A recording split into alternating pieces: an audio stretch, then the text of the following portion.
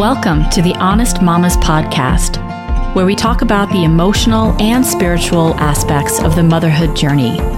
We are a team of honest mamas. Myself, Melissa, Sophie, and Claire. We are psychotherapists, moms, and friends. Join us as we get real about the topics that matter to you.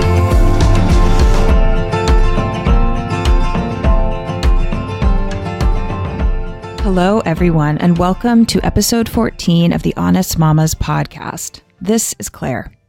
Today, I have the pleasure of speaking with MereAnn Reid about some of the emotional challenges that come up in adoptive families. MereAnn is a child and family therapist and an adoption consultant working in Portland, Oregon. MereAnn helps us learn about what unique emotional and psychological changes can come up in adoptive families, and highlights the constellation of people impacted by this profound and moving life experience. Kids, first birth families, adoptive moms and dads, siblings, and extended family must all negotiate complex emotional material together. She also suggests ways adoptive families can seek support in their communities and also how communities can best support them. Here's my conversation with MereAnn Reid from Northwest Adoption Support. Hi, MereAnn. Thank you so much for joining us today. Hi, Claire. Thank you for having me. I'm excited to chat. Fantastic. So the topic of the podcast today is the experience of being an adoptive parent. Mm-hmm. And I thought a good place to start would be talking about the language that the community of adoptive parents is currently using to be the most inclusive. I know we'll be using that language today in the podcast, so I wanted to kind of explain it to people so they understand why we're using the words we use and why it's important. Would you be able to tell us a little bit about that? Sure. I think that's actually a conversation that is continuing to evolve in the adoption community. And some of it has to do with the type of adoption. That's one factor. You know, open adoption, for example, is more common now than ever. And so a lot of times families will just use the birth mom's first name or a nickname or, you know, whatever they decide together. Mm-hmm. So that's something to think about, that the adoptive parents and the first or birth parents might choose that vocabulary together. So that's kind of cool. Yeah. And just there, I used birth parent and first parent kind of interchangeably. And I think that too is a conversation that's going on because particularly with open adoption being, again, more common, mm-hmm. the original parent's role is more than just gestation and birth. That's more dynamic than that. So Some people are fine with birth parent and some would prefer, you know, I was your first parent and now these are your growing up parents, or whatever kind of inclusive language and kind of blessing is embedded in there is kind of important to think about. I see. So it's an effort to honor and to acknowledge both all the parents involved and to give them language that makes them feel included and respected. Is that right? Mm-hmm. Right. And in cases where you maybe an international adoption where there's just not ongoing communication or contact or even the story of gestation and birth and adoption just isn't known, mm-hmm. then sometimes family will say, you know, your China mom or your Ethiopia mom. And, you know, honestly, still the conversation is evolving to include birth dads more because that's not always a role that people talk about or consider. A lot of times we think about motherhood as sort of the thread that weaves through it all, but there are also birth siblings. And, you know, that's why I say it's still evolving because there's a lot mm-hmm. of layers to it. But I think the one thing around child identity that people seem to have decided on, I think along the lines of respect, is a child is not usually referred to as an adoptive child because they were a child before they were adopted. So mm-hmm. it's more a distinction of the parenthood role and connection. I see. And a kid is a kid. And sometimes as adults, people who were adopted as children might say, I am an adoptee, or I am an adopted person, or I was adopted. People just have different relationships over time and with different people in the constellation. So it's really a very personal choice. Wow. Yeah. I think what I'm hearing is that the situation has gone from a more one-dimensional approach to a multi-dimensional understanding of all the different players involved and what their needs are and how to best represent all of them. So that's really beautiful and complicated. Right. And we talk about it now more like an adoption constellation, thinking about all the people whose lives and connections are touched around an adoption. It used to be the triad, right? Only considering birth parent, adoptive parent, and child. But now we're really understanding how there's a ripple effect through several families at once with just one adoption. Wow. Yeah, that makes sense. And it's very important. So that said, acknowledging all the constellation of human beings and identities involved, one of the things we wanted to talk about today are some of the complexities that arise from a psychological and emotional and a spiritual level in these situations, because obviously there's a lot of complex feelings, thoughts, and experiences. The focus of this podcast was to open up some of those that are a little bit harder to talk about. And so the topics we had discussed or are looking to discuss are ones that people, most often experience a lot in private and may not share with other people. And so we wanted to provide an opportunity for people to hear about these experiences so they can relate to people going through them and also support people who are going through them. So I guess the first topic that I was hoping to touch upon is the topic of grief. It's a feeling that I'm imagining is present in these situations in a variety of ways. Is that something that you see in your private practice or in your work, that people experience grief? Certainly. And I think at a lot of points, I do a lot of lifespan work with adoptive families, and kids even will have a different understanding, for example, at age 3 and age 10 and age 15, about what it means to have been born into one family and be raised in another. Right. And so that idea that loss is present, but grief is not always actively happening is something to consider. And along with that, just to flesh that out a little bit, for example, in our culture, other kinds of loss, like death or even divorce, we have some social understanding and even some pretty clear social procedures or rituals for marking those big family changes or those losses. When somebody dies, of course, there's often a funeral or a wake or some kind of memorial service. Right.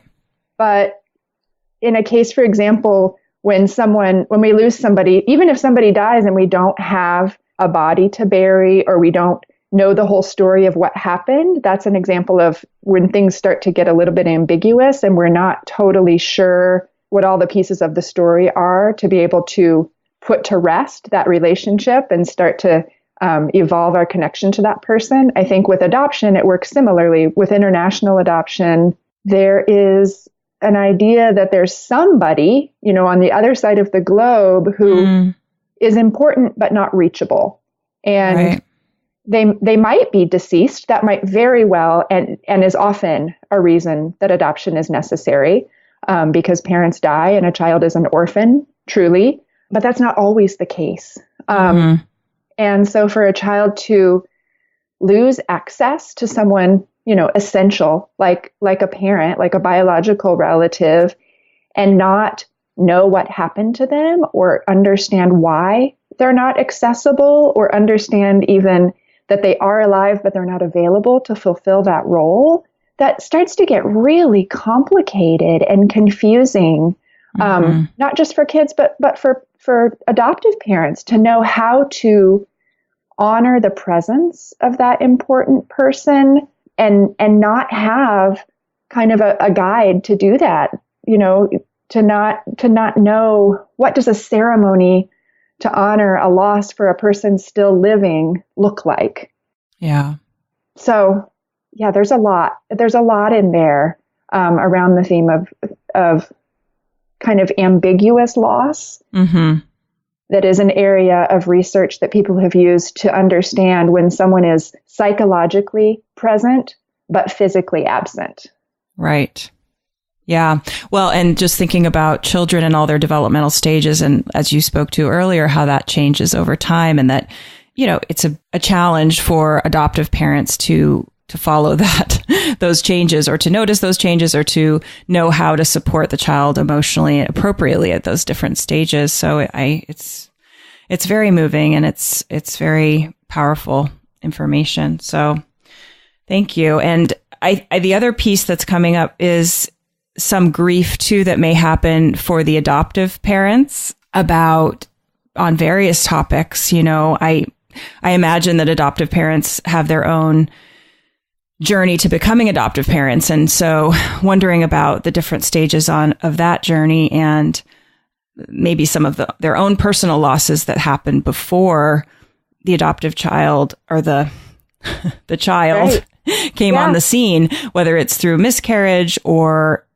any other factors, and also kind of what it's like to have a child, but to have that child carry genetic material that's not connected, or maybe partly connected to the adoptive parents. So have you worked with that at all, or seen that come up? Yeah, and I think there's a lot of layers just in that time period of coming to make the choice to adopt. Certainly, there are many families who choose adoption proactively as their first choice and ideal path for building their family. And I definitely work with those families. Mm-hmm. And statistically, about 87% of families who are adopting for the first time have also experienced and in many cases gone through treatment for infertility. Wow. Often that is an experience that comes for the majority of families before their first adoption. Mm-hmm. And again, I want to say that I see families who come from a range of, starting places and pathways to adoption. And even after experiencing infertility, that doesn't in any way imply, in my experience, that adoption is a second choice. It's just this, again, an acknowledgement that the predominant social pattern and path to parenthood is to give birth to kids. And for families who haven't experienced that doesn't make their connection any less strong or intense or valid or, beautiful, defining. Absolutely. And there are some really strong kind of mysteries in the larger society about how adoption works. And so families all the time are saying how strangers in the grocery store might approach them with very forward questions. When parents don't appear to physically match their children, that's somehow an invitation to some people who are curious about, how is it that you're a family? And that's not something that all families experience, but certainly transracial families who have children born to them. That's another scenario where families feel more conspicuous sometimes than others. And I would say that for adoptive families, while they may not feel any different, there's some kind of social expectation that families match that takes some getting used to. Yeah. And I'm hoping more and more that changes in our society. Yeah, I think it is. I mean, I believe it is changing. And, I have personal experience being the mother of biracial children who don't look like me. And so I have some experience with those curiosities and questions. And I notice my own curiosities coming up. I think the curiosity or the wondering is not bad, but it's I think over time it will reduce as it becomes more normative to understand that there's multiracial families and adoptive families and all sorts of families, and that it's not necessarily super important on a base level. Like how did that happen? What's more important is that there is a family there, and that's the overriding important factor. So yeah, I can imagine that wanting to be out in the world and just be a family, be the family that you are, and not invite those questions, I can imagine that would bring up a variety of feelings: anger, grief, frustration, and possibly some people may experience it, in a positive light differently. It depends, but right. And that I think too about there are lots of ways that we find and look for connection in our families, and the biological connection is not certainly the only way to be connected. I think that's sort of a basic understanding here. The reason we're having this conversation is the idea that there are all kinds of ways to make a family.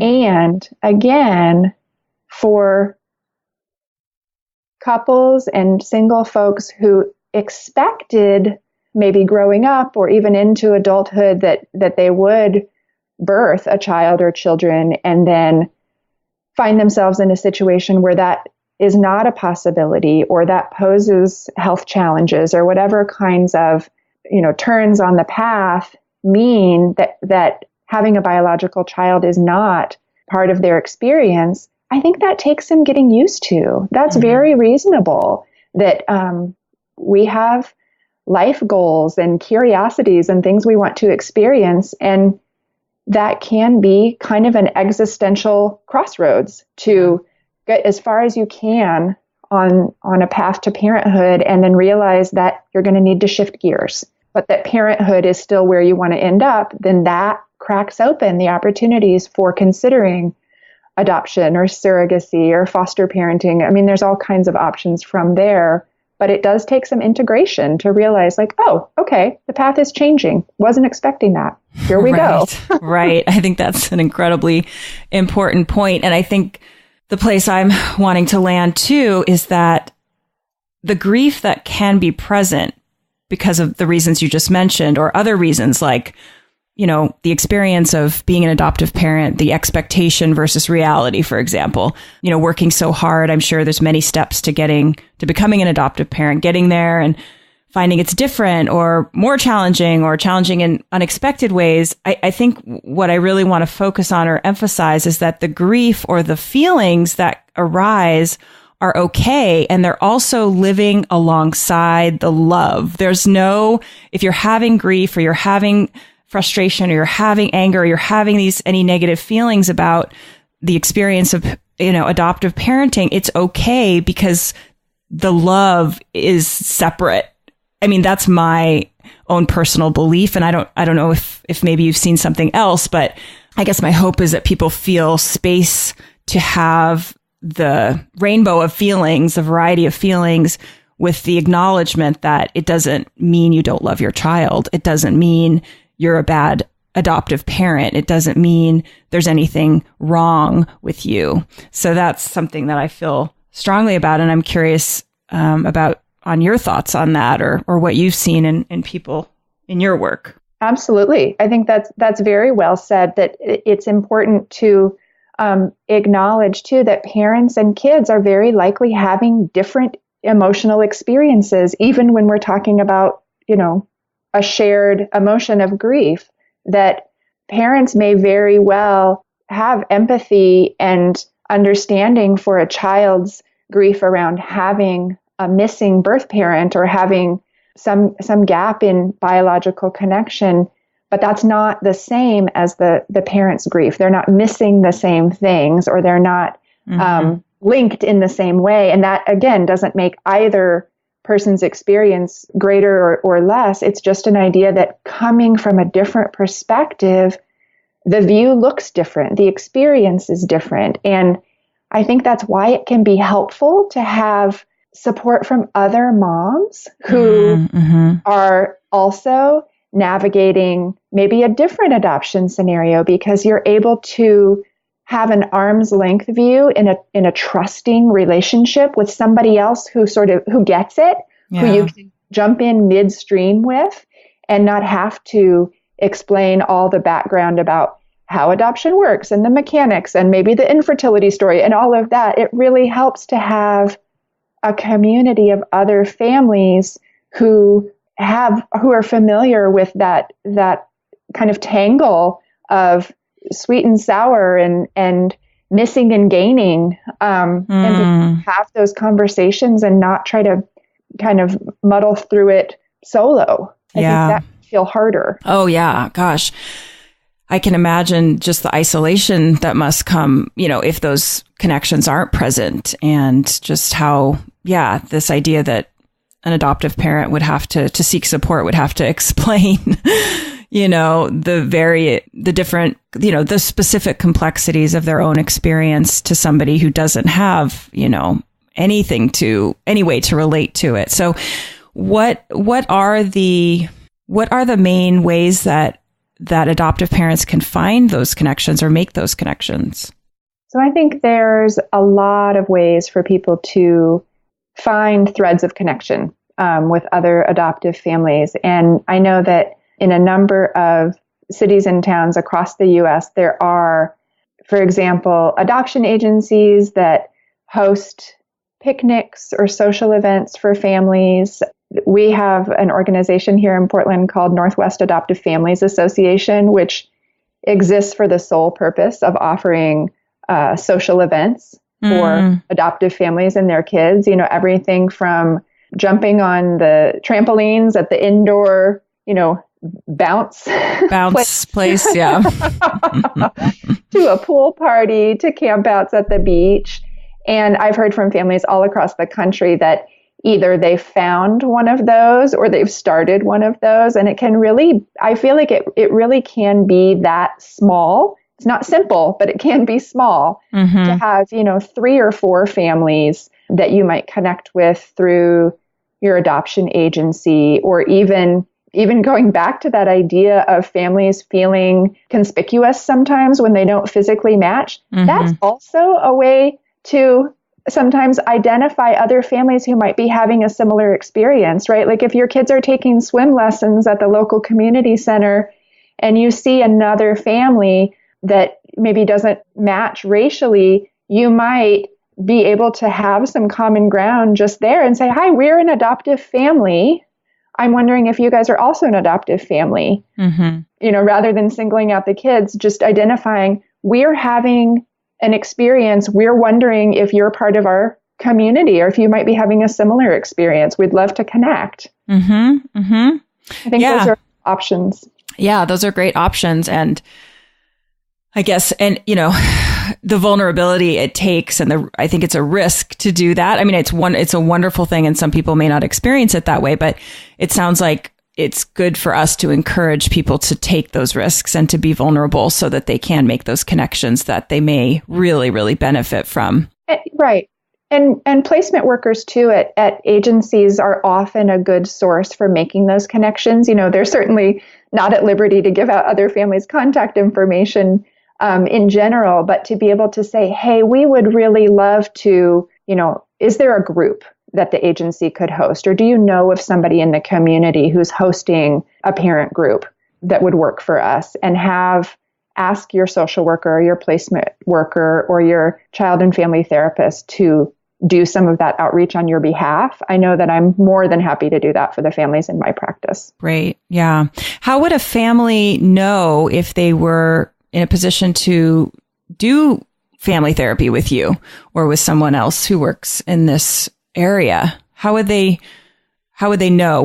Who do you see, or what brings them to your office? Well, I think I should clarify too. I don't see exclusively adoptive families, but about 75 to 80% of my practice is with families who are somehow connected to or touched by adoption. And so that means that adoption is not a prerequisite for therapy by any stretch, but often there are some clusters that come together around really typical developmental tasks like toileting or sleep or eating or, really basic self-care tasks that maybe kids are a little bit slow on. And sometimes one of those is not necessarily enough to be too bothersome or cause too much worry. But when they cluster together and kids seem to sort of be a little bit stuck or fearful about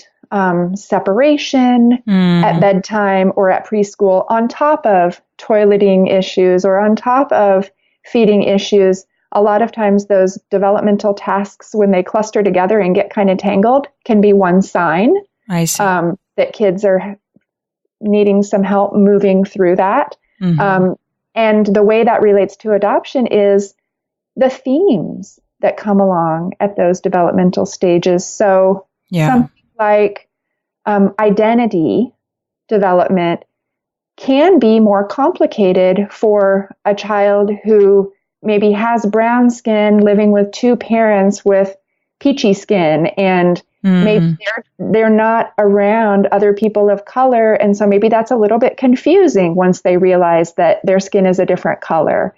That alone is not a problem. But if they're also, trying to figure out where they fit in at school and have some tantrum issues, it could just be that they're a little bit stuck because they're trying to figure out that identity piece. So again, it's looking for these clusters of behaviors and kind of stuck places. And I see a lot of kids like 3 to 6 years old. So it's all very developmentally tied for my clients. I see. Great. So we've talked a little bit about how adoptive families can get support and how important that is. And I'm just wondering if, kind of to begin to wrap us up, is there anything that you think would be supportive for adoptive moms in particular to hear about their own unique experience, journey, perspective on motherhood? I think that for all of us as mothers, there's a tension that exists between what we expected parenthood to look like and what our experience is. And there are a couple of pieces to that. One is that our kids and we as parents are shaping one another all the time. Our interactions are changing and growing as we do. And so this idea that when our kids are born, they bring, part of themselves here at birth, and they have already a genetic code, and they have kind of their biological wiring. And for kids born to us or adopted as parents, we are continually shifting and changing and growing our kids' brains by the way that we interact and connect with one another. That idea that relationship is primary because it's the most changeable thread we have across the lifespan. That's been encouraging to me as a parent when I make mistakes because it happens all the time. And that idea that we don't have to get it right all the time. It's more important that we are good at repairing the ruptures. I think that's a parenting tenet of mine in general. But I think the way it applies to adoption is this idea that kids don't come fully formed. They may very well have a biological blueprint from their family of origin, and that's important.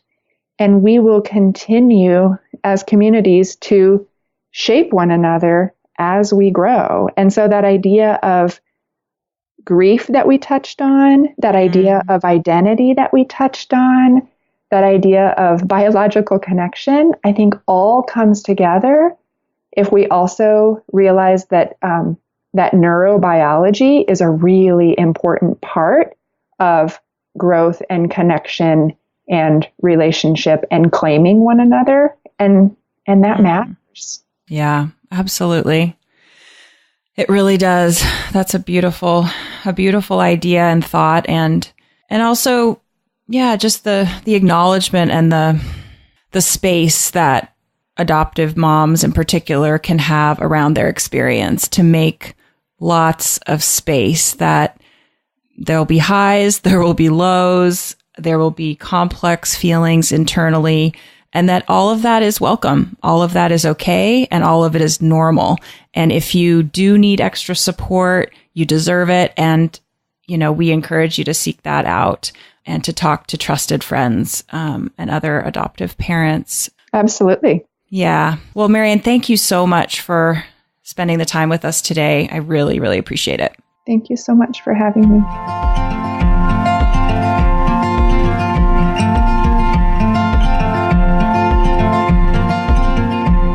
Thank you so much for joining us for today's episode.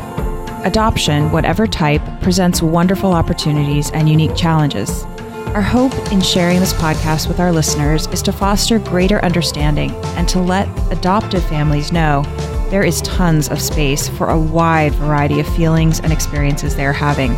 We hope that by knowing difficult feelings are par for the course, that adoptive moms and their allies can work together on honoring and mobilizing them for positive change, making space for what is rather than what we think should be.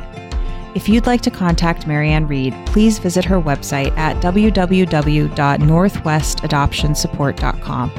To get our show notes, sign up for our e-course, or get more information, go to www.honestmamas.com/episode 14.